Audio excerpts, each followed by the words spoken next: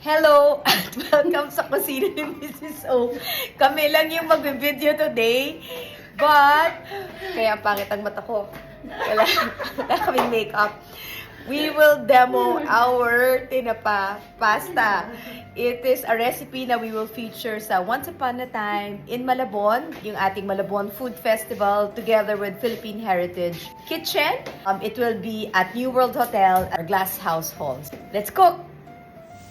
Okay, so now, lalagyan natin ang ating onions. Yan. Konting Italian seasoning. Remember yung Italian seasoning na, So remember yung fresh Italian seasoning natin. Kasi nga, ayaw natin mabulok yung ating herbs. Pero syempre, pwede kayo gumamit. So, yan. Pwede rin yan. Paluyo rin siya. Yan. And then, hindi ko uubusin kasi yan. Hindi naman siya serving for two. So we are using tinapang galunggong because for me, it's a little bit more smoky than the bangus. And then I'm adding some green and black olives. Para siyang it's like a milder version of puttanesca. I will add a little bit of chili flakes. Para maubos. Diba? There you go. And then, salt. Dahan-dahan lang kasi so we will just saute this ang bango dahil sa fresh herbs. So from here, I'm just gonna add a little bit of water.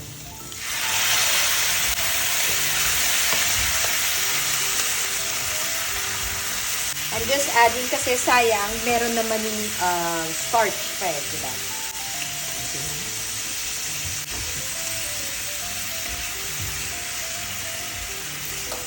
And then, of course, we're gonna add some pepper. Yung black pepper. 1 more minute, hahalo ko na ang ating pasta.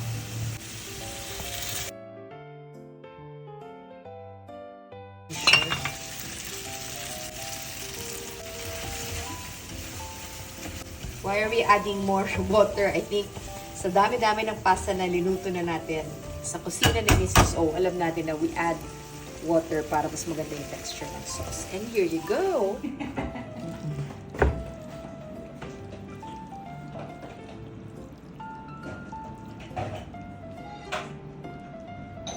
So just 1 serving of tinapa pasta. But of course, para dun sa Once Upon a Time in Malabon, we will put it in a chafing dish.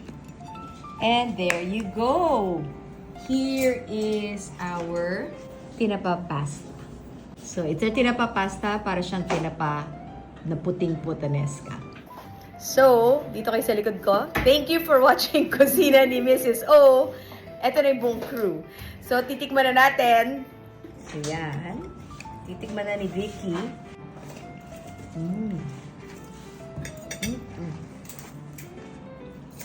Sarap. Sarap, ma'am. Tumasa yung tinapa. Thank you for watching Kusina ni Mrs. O.